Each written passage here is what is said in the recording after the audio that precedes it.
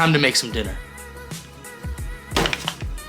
What is going on, everybody? My name is Caleb Vanderlucht. Welcome to my YouTube channel. Hope you're having an amazing day so far. If you are new here, hit that subscribe button, hit the notification bell so you can stay alerted whenever I post my next video.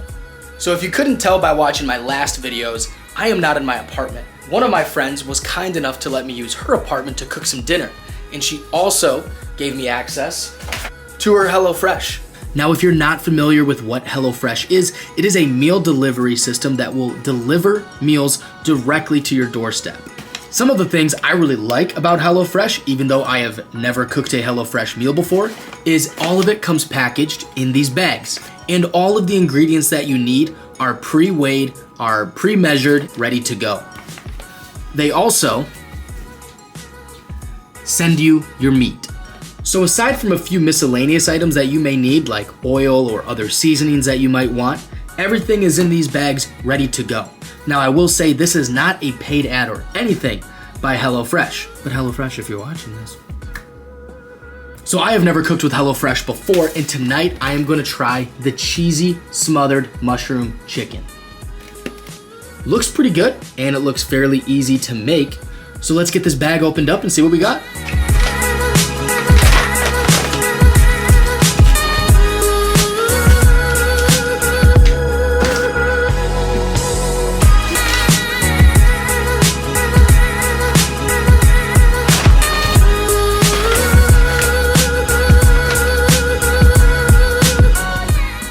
Now, also included in each bag is one of these recipe flyers. So the first step is to prep all of these vegetables. So let's get into it.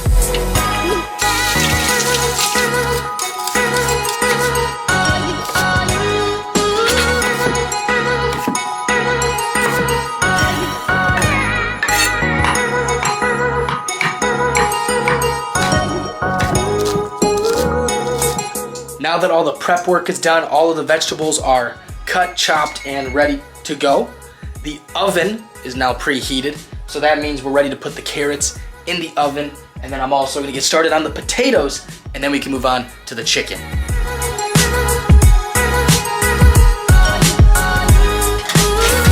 Potatoes and carrots are currently cooking. I got the chicken here ready to go, and now I just need to season it. So salt and pepper, as always. I am gonna use a little bit of this cayenne pepper. And then also, she's got a bunch of leftover packets from previous meals. So I got garlic powder and also this Tuscan heat spice that I'm gonna give a try.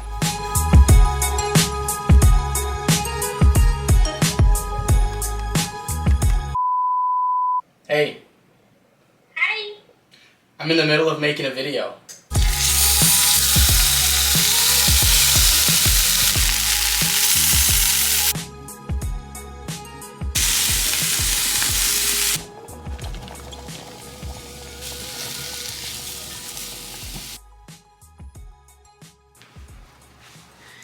Here we have the final product, and I have to say, I'm pretty dang impressed with myself. This is the final product. We have the cheesy mushroom chicken, we have the roasted carrots, and then we have the mashed potatoes, all topped with this beautiful mushroom sauce. Oh, and I just got to taste the sauce on the spoon. It's so good. I'm gonna just try the carrots first, because they're the most accessible. You can't go wrong with roasted carrots, but I wanna get into this chicken. Oh man, and it's cooked perfectly.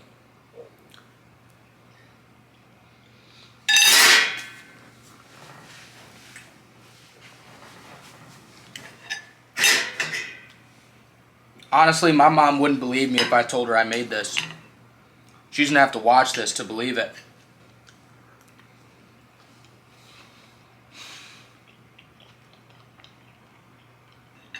Oh my goodness.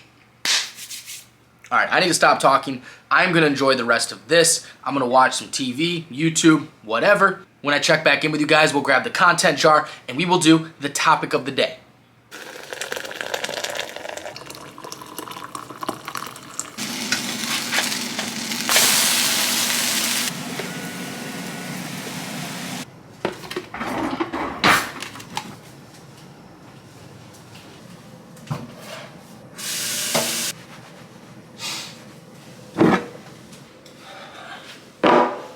You know, these whole breakfast coffee transitions are starting to become way too common. Unfortunately, my battery on my camera died the other night when I was cooking. The whole time lapse of me cooking ended up getting cut short. I didn't get to show what I wanted to. I had to charge my camera to be able to show the final product. But nonetheless, we are here for the topic of the day. Last week, we talked about what was in my gym bag. So if you haven't seen that video, go back and check it out. But let's move on to the next topic.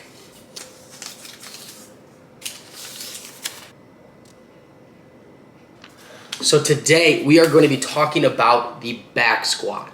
The back squat is actually one of my favorite exercises just in general, but by far probably one of my favorite compound movements. So let's take a deep dive into the back squat.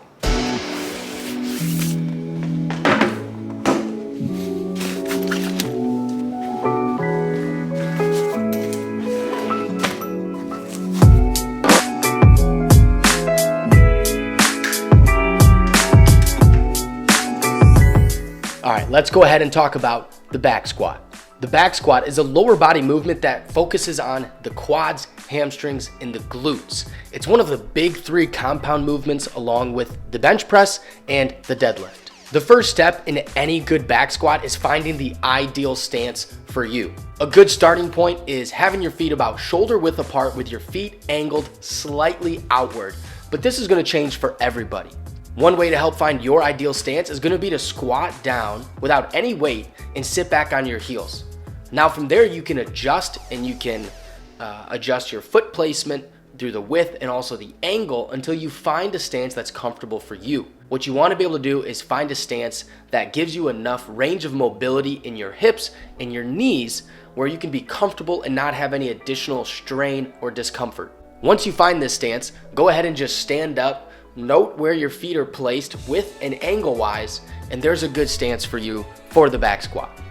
The next step in the setup is going to be the bar placement on your back. Now there's really two locations that you could place the bar when performing the back squat.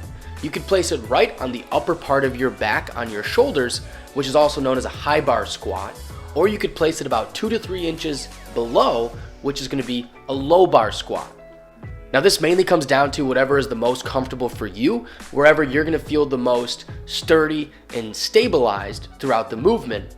But if you do go with the low bar squat, it is going to alter your center of gravity slightly, which is going to change your stance and how you perform the rest of the movement. So now that we have your setup in place, we can talk about the movement. Once you have the bar set comfortably on your shoulders, go ahead and re-rack the weight, take a couple of steps backwards and find your stance. One thing to note before performing the movement is how we're going to breathe during the exercise. So before you lower the weight, take a big deep breath in and hold it. This is called bracing, and this is going to help engage your core. By engaging your core throughout the movement is going to help improve your stabilization and also take some of the load off of your lower back throughout the movement. So after taking that big deep breath in, slowly start to lower the weight. As you're lowering the weight, you want to make sure you keep your chest tall as to not fall forward and lose your balance. The back squat is typically considered a quad dominant movement. However, you can engage your hamstrings and your glutes more by leading with your hips rather than bending your knees first in the movement. Take a look at these two examples. The video on the left is beginning the movement by bending the knees, while the movement on the right is shifting the hips backwards to engage the glutes and the hamstrings before lowering the weight. Depending on what feels most comfortable for you and what muscles you want to specifically target, this is a cue that you can keep in mind. Now we're going to lower the weight until our legs reach parallel with the floor. A good visual cue is aligning your hips with your knees at the bottom of the movement. You can choose to go deeper if you wish, but going parallel is perfectly fine. Another thing to note during the movement is keeping your weight on your heels. You may notice sometimes during the movement you feel a little unbalanced, and that's often due to allowing your heels to come up off of the floor. Now once you've reached the bottom of the movement, you're going to drive through your heels and stand the weight back up. Now make sure to keep your chest tall during the movement. Keeping your chest tall is going to ensure that we are driving the load with our legs rather than putting additional and unnecessary strain on our lower back. Now do you remember that big breath we took before we lowered the weight? Once you reach the top of the movement, that is when you're gonna release that breath. So we're gonna be holding it throughout that entire time. Some people may choose to release the breath as they reach the top of the movement, which is fine, but we wanna hold that breath throughout the entire movement pattern to ensure that we keep our core engaged throughout the entire exercise. Now, the 3 most common mistakes I see people making when performing the back squat is allowing their chest to fall forward, which is going to cause them to be unbalanced and also put unnecessary strain on their lower back, allowing their heels to come up off of the floor, or letting their knees cave in as they're driving the weight back up. So watch out for those 3 common mistakes when you're performing the back squat, and you'll be just fine. So there you have it. That is one foundation exercise in the back squat. Thank you guys so much for joining me for another video. If you enjoyed it, please give it a thumbs up. If you learned something, definitely please give it a thumbs up. Hit the subscribe button so you can stick around for more videos. And if you are interested in having your question or your topic put into the content jar, make sure you put it in the comments down below so I can include it in my next video and give you a shout out if your topic is pulled. Thanks again for joining me. Make it a great day on purpose.